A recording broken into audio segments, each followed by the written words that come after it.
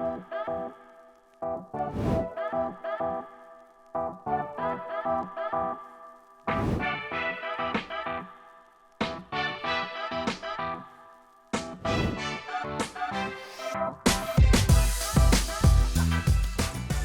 think there are potentially several problems with Net Promoter Score. The problem that was brought to us by a client was one that the advice, the Net Promoter Score, and the analysis they were getting simply wasn't actionable. But I think there are other fundamental issues. The Net Promoter Score asks someone, how likely are you to recommend us or our product or our service to a friend or a colleague? It's asking someone to speculate about their future behavior. So it's not fact-based, it's just speculation about how you feel. And then it also asks a question with an 11-point scale from 0 to 10, which humans really struggle with a scale that big unless it has some codification to it. Because my 8 might be your 7, it might be someone else's 9. But if we described what we meant, we all meant the same thing. If we all felt the same way, but on a 0 to 10, it feels like an 8 to me, but maybe it only feels like a 7 to you. So the answers are likely to have some inconsistency. And then the analysis of the additional question, which is, why did you give us the score you gave us? The way that's reported is often just by cherry picking a few comments and feeding them to the executives who've sponsored the survey. So what I fail to see is the closing of the loop. That sometimes you consume a service or product and you get a survey and it says, how did you find us? And one of the suggestions is, referral. Another customer referred me. Well, in theory, that customer filled out an NPS survey saying, I think I might recommend you to someone else. And then that someone else said, somebody recommended me. Nobody joins those, no one connects those things together to actually show that the speculation that I thought I might make a recommendation turned into a real recommendation, or vice versa. If we have a very high Net Promoter Score, the idea is that a large number of our customers should be recommending us to other customers, which means that our customer survey should also show that a huge number of our customers came to us because of a recommendation from an existing customer. I don't see that being reported. So there are some flaws in how it works.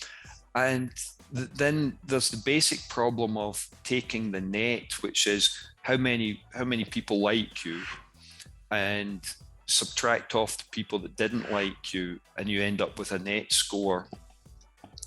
Well, if you have a world where out of 100 people, 100 of them are kind of in the middle, which on NPS is a 7 or an 8. Yeah, a 7 or an 8 on the score. Then, so they're in the middle. You could have a situation where 0 people really would recommend you. 100 of them think, well, you're not bad, but you could be better. I'm not sure I'm going to recommend you, but nobody hates you. And that would produce an NPS of 0, that result. Then you can have the situation where 50 people love you, 0 people are unsure, and 50 people hate you. So whatever you're doing, it's really polarizing the market. People either love you or hate you, and that result will produce an NPS of 0. But those are two amazingly different business situations. 100 people who aren't quite sure whether they like you or not is different from 50 people who love you and 50 people who hate you. And the action that you would take would be different. Hence, there's ambiguity. And in order to make NPS even remotely useful, you need to dig beyond the score. The actual score is just a vanity metric. So the Net Promoter Score helps sometimes and does not often help. We contend that the NPS alone is not really a solution, because while it helps us track one thing, it doesn't help with a whole bunch of other things. So NPS can go up and down. It's a number. It doesn't tell us why customers are happier or more willing to recommend our product or service or less likely to recommend it.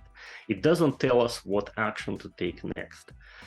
Also, our business doesn't necessarily depend on such recommendations. Customers may be making completely independent decisions about products and services to buy. Also, customers recognize that sometimes their purpose may be unique, and they personally need our product and service, but none of their friends or colleagues does. It's interesting how it was years ago that I actually got a 0 for an answer in the NPS survey from one of my customers. And then there was a written note under the answer. The customer was basically saying that the product was perfect for him, but he has no friends or colleagues who have the same need. None of his friends or colleagues needs this very good service that I gave this customer, and so he would not recommend me to any of his friends and colleagues. So he literally answered that question, and that was a 0, right? So if our business depends on something else, clearly this customer chose not by a recommendation from colleagues. So this customer chose by some other merits of my service. We need other tools. We need something other than NPS. So NPS isn't exactly fit for purpose if we want to learn about customer criteria, customer selection process in greater depth, and tweak our products and services accordingly. So we need that something else. And that something else is effectively the fit for purpose box score. It's part of the fit for purpose framework, part of the surveying methods that the fit for purpose framework proposes. Interestingly, the F4P box score was a product of evolution, where the NPS was the starting point. So we subjected the NPS and its derivatives to progressively more difficult fitness tests. And this iterative evolutionary process, I think, went on to about 6 or 7 iterations.